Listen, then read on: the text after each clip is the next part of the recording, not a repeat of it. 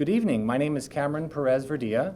I serve as the president of the Anchorage School Board. And on behalf of the board, I'm excited to announce that we have selected Dr. Deena Paramo as our next superintendent. The board will ratify this decision tonight at our board meeting. Dr. Paramo currently serves as the superintendent of the Mat-Su-Borough School District.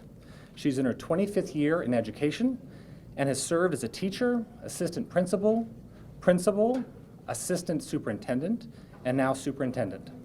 She brings tremendous experience to this position. Dr. Paramo is an innovative and compassionate leader with a strong commitment to public education.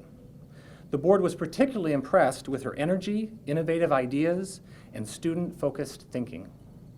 I want to take a moment to thank the members of the Superintendent Search Committee for their work to engage ASD students and staff and the Anchorage community in this entire process. Thank you to all of you who submitted your comments, sent us emails, and participated in the conversations. Your voice was instrumental in this important decision. And now, without further ado, it's my honor to introduce your next ASD superintendent, Dr. Deena Paramo. Thank you.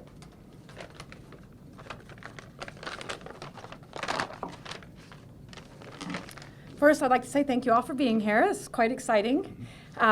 It's an honor to lead the schools of one of the largest and most diverse districts in the nation. I want to celebrate all that Anchorage has been, currently what Anchorage exemplifies, and to be a part of all that Anchorage can be. It truly humbles me to be chosen as the new superintendent. I do strongly believe that our schools should be a place of joy. And in that, schools meet the rigorous learning needs and build skills in our children as students of the 21st century. Our schools must have exceptional learning experiences for students, opportunities for staff to grow in their field of work, and must be active partners with our parents and community. And our customer service must be top-notch as well.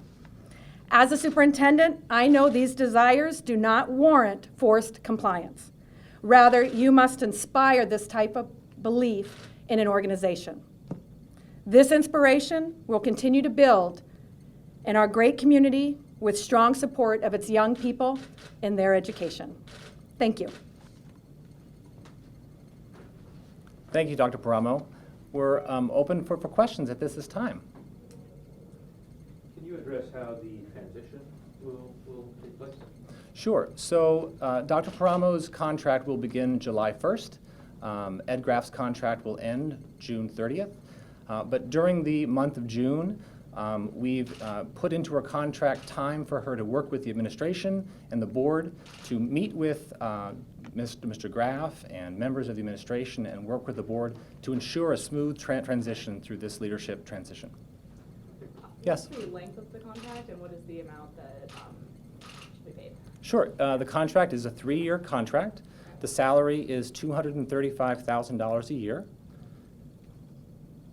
I'm sorry, does that include benefits, or is that total compensation, or is that just salary? That's salary. Okay. And then a normal benefits package, we have a pretty standard package that we use. Got it. And so there was nothing that really varied from that much. Okay. And how does it compare to what you're paying Ed Graff? So the salary of Ed Graff is in the area of $180,000 to $190,000. So it's a change from that. And we've discussed this before, that the board did a fairly comprehensive look at what superintendents were paid of the districts of this size, and feel like that this is a really competitive salary. Can you take us into the deliberations as much as you can, and how all of that meet and greet public input played into the choice today? Well, I can tell you that the public has played a significant role in this decision. In the very beginning, we gathered a great deal of input to really inform our process and to lay out what the criteria was for selecting our next superintendent. And then once our top candidates were selected, as you know, we did a full day where we brought the candidates across Anchorage and met with students and staff and community. And we received a significant amount of feedback from that as well. All of that was considered in this final decision. And I can tell you that coming out of executive session, the Anchorage School Board is united behind Dr. Paramo. Okay. And how long did those deliberations take? Well, the deliberations really happened over the course of the entire process, but once we had finished our meeting with the public on Wednesday, then we met in the morning with both of the two candidates, and then we went into deliberations, and it was a couple of hours, but before we had finished. Any more questions? Yes. What ultimately made Dr. Paramo stand out above Atwater? Well, both are very, very strong, as you know, and we got a lot of great feedback from the public about both candidates. But really, in the end, we felt like that Dr. Paramo's energy, her experience, and her innovative thinking were really things that set her apart and really were in line with what we were looking for our next leader. So we're excited that she's on board, and we're excited to move forward. And can you give some examples of some of the things that you're first going to start looking into once you're on board? Well, the first thing I'm going to do is to meet folks and to learn about the district in more detail.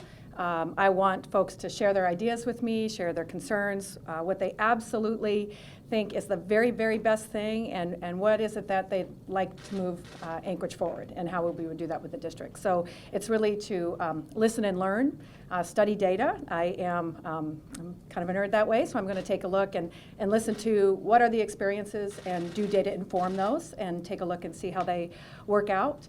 But also, it's really to engage folks in this process. If there was an answer to public education, it would have already been done.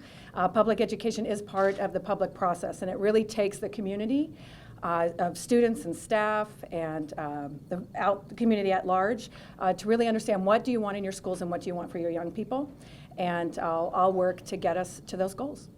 Do you think you'll replicate much of what you've been doing in the MATSU in Anchorage? You know what? Replicating this isn't MATSU, so certainly there are some fantastic programs in MATSU that offer kids opportunities to learn. There's actually a middle college that's located in the Anchorage School District that students take part in, and it's an experience on campus, and it's something that some kids just love, and other kids would prefer their comprehensive high school. And those types of things of just opening up what kids want for their next level is, and it doesn't all look the same, and it doesn't look the same in districts, and it doesn't look the same in communities within a district. And so it's really taking a look at that. But there's, MATSU certainly wasn't the first middle college in the nation, but you look and see what has worked for students, again, to move them forward. And Cameron was touting that you're very innovative. Mhm. Can you talk a little bit about some of those innovations? Sure. We have. We're on our way to. We actually had some news coverage at our first Tech Expo, and so part of the innovation in MATSU, and we've talked about, and we have lots of students on e-learning. If you know anything about that, whether it's in your job or even moving on to colleges, students need to learn how to understand learning. With a coach, if you will, and e-learning, a blended type of learning. And so that's not that innovative, if you will. But what we've done is opened up our school day and the schedules to where that can be done during the school day. It's offered choice. It's really the ultimate individualized learning experience when students can choose actually the mode or modality that they take certain classes. What it's done is opened up opportunities for kids to take other courses. But in regards to moving ahead, we've opened up the first coding academy school-wide. So every student learns the language of code, which I believe is in their future. Whether they will design in the future computer products or products that we use, or whether they will be folks that fix products in our future and know how to do that. Think of your car right now. And but understanding code is key to that.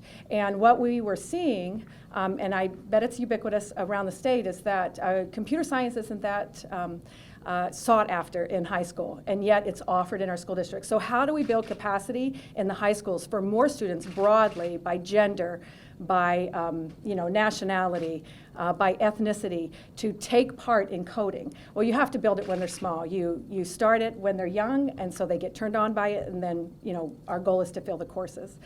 Some other things, just in technology sense, we want kids, and I believe we should have kids be producers of technology, not just consumers. Certainly, they have the consumer end down, but what they need to start thinking out is how is that going to enrich their lives and the lives of others as they grow. And sorry, I'm new, I'm from ADM, but this isn't my beat, but there's a lot of, obviously the budget is going to be a giant deal in the next couple of years while you're serving your contract, whether it's just the budget or like PERS funding potentially going away, et cetera. So, I mean, how are you feeling right now about that coming up, and do you have thoughts on it?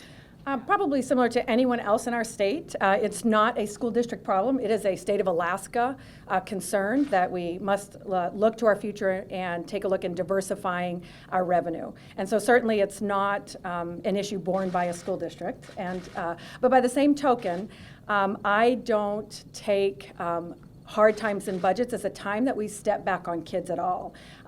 Think about parents and their own budgets. Around our state, some people are losing their jobs. That's a reality. But I don't think they're going home to their kids and saying, I'm going to be less of a parent because I don't have a job. That's absolutely ridiculous. And we are going to be no less of a school district and offer students choices and opportunities because they don't have a second chance. This is where they start, and we want them to finish with us as well. And so taking a look at what we can do and being creative is certainly always been a part of my bag of tricks, if you will.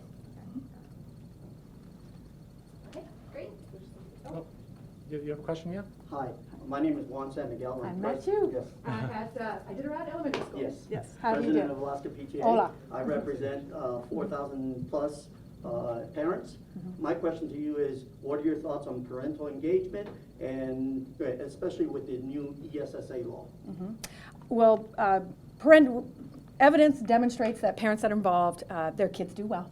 And so obviously it's a key part of educating a child, and not only for advocacy in a larger sense, because sometimes we think we're only involved with our child if we go to a meeting.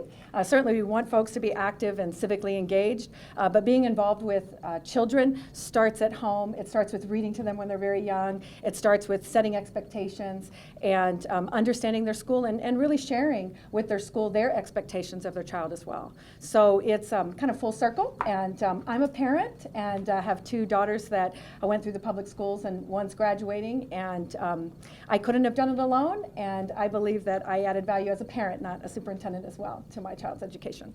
Muchas gracias. De nada. One more thing, are you going to move to Anchorage or St. Louis too? Absolutely. I do have a home in Big Lake, Alaska, which I'll keep on the lake. I recently sold my home, my main residence, and I absolutely would live and work and participate and behave in the place that is giving me this opportunity.